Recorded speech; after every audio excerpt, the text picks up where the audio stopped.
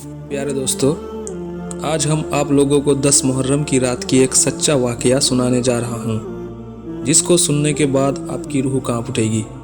10 मुहर्रम की रात को अल्लाह ताला ने एक लड़की को ऐसी खौफनाक सज़ा दिया कि उस लड़की को अल्लाह ताला ने जानवर में तब्दील कर दिया और ऐसी खौफनाक हालत में ही उसकी मौत हो गई।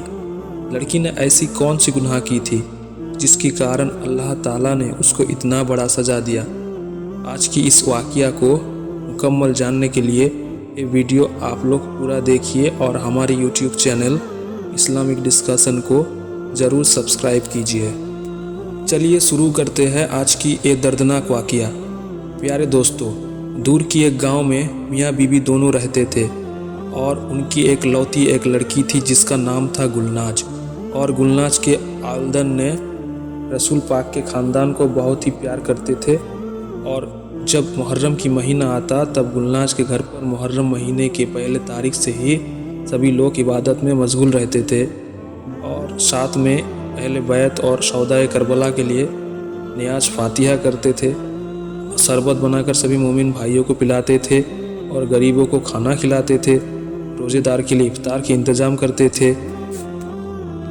अहले बैत के प्यार में बहुत कुछ करते थे, मगर इनकी बेटी ने ये सब मानने से इनकार करती थी। गुलनाज के पापा बहुत ही नेक दिल का इंसान था और साथ में इबादत करने वाला था, इसलिए गुलनाज ये सब करने से मना नहीं कर पाती थी और मन नहीं लगने पर भी ये सब करना पड़ता था। जब गुलनाज जवान हो गई तब गुलनाज को एक लड़के से प्यार हो गया और वो लड़का गुलनाज के साथ नाजायज़ काम करने लगा और गुलनाज गलत रास्ते पर चलना शुरू कर दिया। गुलनाज के पापा गुलनाज से कहा, देखो बेटे, मुहर्रम की पाक महीने में घर पर हम लोग लंगर खोलेंगे, मतलब अहले बैत की याद में हम लोग सभी को खाना खिलाएंगे और फ़कीर मिस्किन को बहुत सदका और खैरात देंगे। वो अपनी बीवी के साथ साथ अपनी बेटी को भी समझा दिया। कहा, बेटी, तुम अभी बड़े हो गए हो और पहले अहले बैत की मोहब्बत तुम्हारे दिल में भी रहना चाहिए, क्योंकि अहले बैत भी ईमान की हिस्सा है। इसलिए इबादत करो, रोज़ा रखो, नफल नमाज पढ़ो, जिक्र करो, सदका और खैरात करो। इस महीने में भूल से भी बुरे काम मत करना, क्योंकि ये मुहर्रम की पाक महीना है। बेटी, इस मुहर्रम की महीने का एक गुनाह का सज़ा बहुत ही खौफनाक होता है। गुलनाज के पापा गुलनाज को अच्छे से समझा दिया। गुलनाज ने कहा, ठीक है पापा, हम शरीयत के ख़िलाफ़ कोई भी काम नहीं करेंगे जिसमें अल्लाह और अल्लाह के रसूल नाराज़ हो। वो लोग जिस गांव में रहते थे उस गांव में 9 मुहर्रम की रात को बहुत बड़ा मेला लगता था।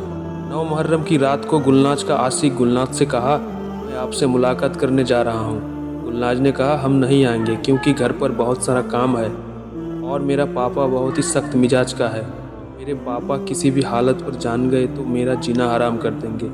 लेकिन गुलनाज के आशिक गुलनाज को बार बार कहने लगा, आज तुम्हारा प्यार का इम्तिहान, देख रहा हूँ तुम आते हो कि नहीं। आज तुम्हें प्यार का इम्तिहान देना पड़ेगा। आखिर तुम मुझे सच्चा प्यार करती हो कि नहीं। तुम अगर नहीं आओगे तो मैं मेरा जान दे दूँगा। गुलनाज ने कहा, आप मेरा बात समझने की कोशिश करो, आपके साथ कैसे मुलाकात करेंगे।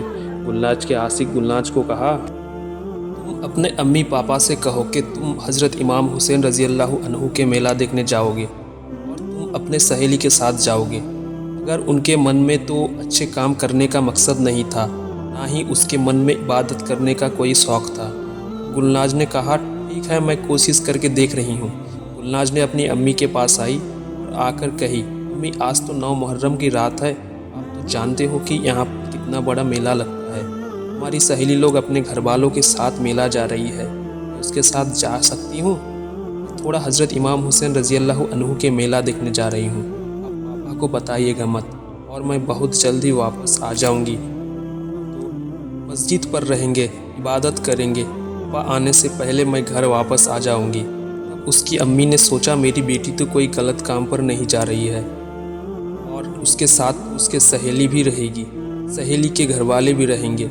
ये सोचकर गुलनाज के अम्मी गुलनाज को जाने दिया। इधर गुलनाज अपने आशिक के साथ ये प्लान बनवा लिया। गुलनाज मन ही मन में बहुत खुश होने लगी, मैं अपनी अम्मी को बेवकूफ़ बना दिया। गुलनाज के पापा जब मस्जिद पर चले गए, गुलनाज अपनी अम्मी को बताकर चलो इमाम हुसैन रज़ी अल्लाह अन्हु के मेला की बहाने बनाकर घर से निकल गई और बाहर उसका आशिक इंतज़ार कर रहा था।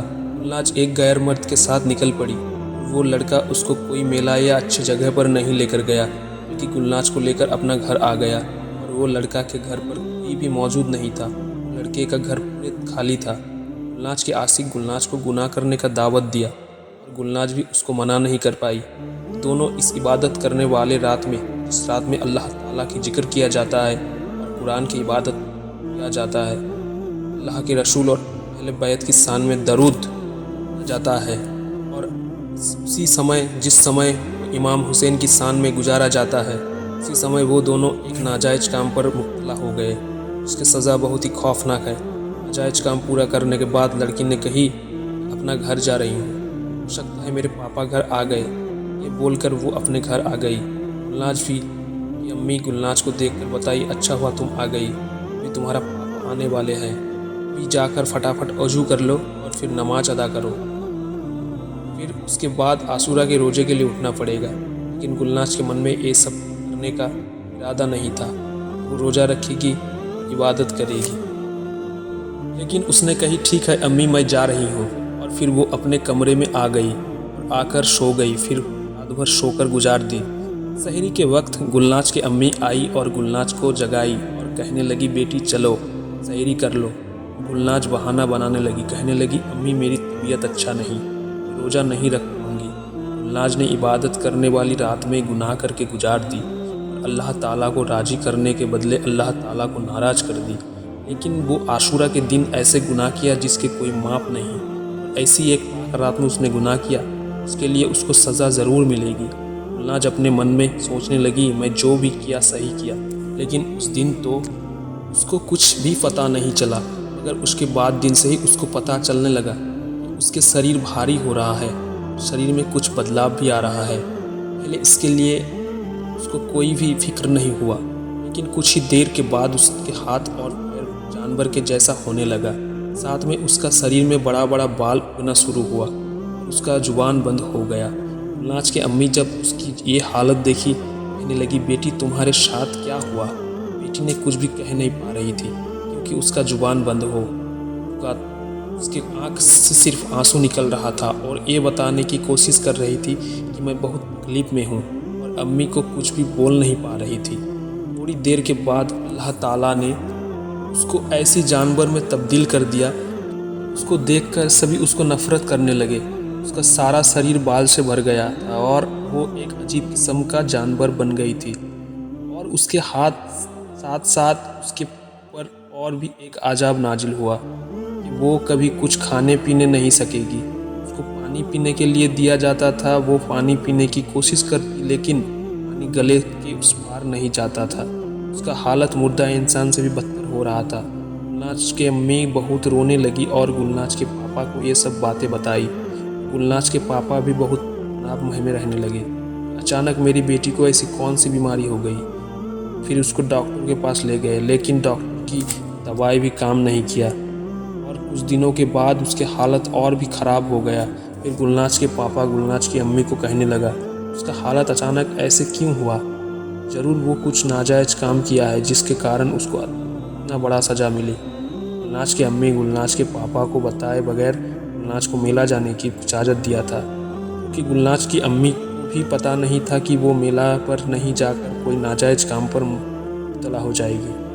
जब गुलनाज के पापा गुलनाज की अम्मी को बार बार कहने लगा कि तुम मुझे बताओ, उसने ऐसी कौन सी गुनाह किया जिसके कारण उसको इतना बड़ा सज़ा मिला, गुलनाज की अम्मी ने बताई, अभी कुछ पता नहीं, लेकिन जब आप 10 मुहर्रम की रात को मस्जिद पर इबादत कर रहे थे, तब बेटी ने बताई थी कि मैं थोड़ा हज़रत इमाम हुसैन रज़ियल्लाहु अन्हु के मेला देखने जाऊंगी, और मेरे साथ मेरे सहेली और उसके घर वाले भी जाएंगे।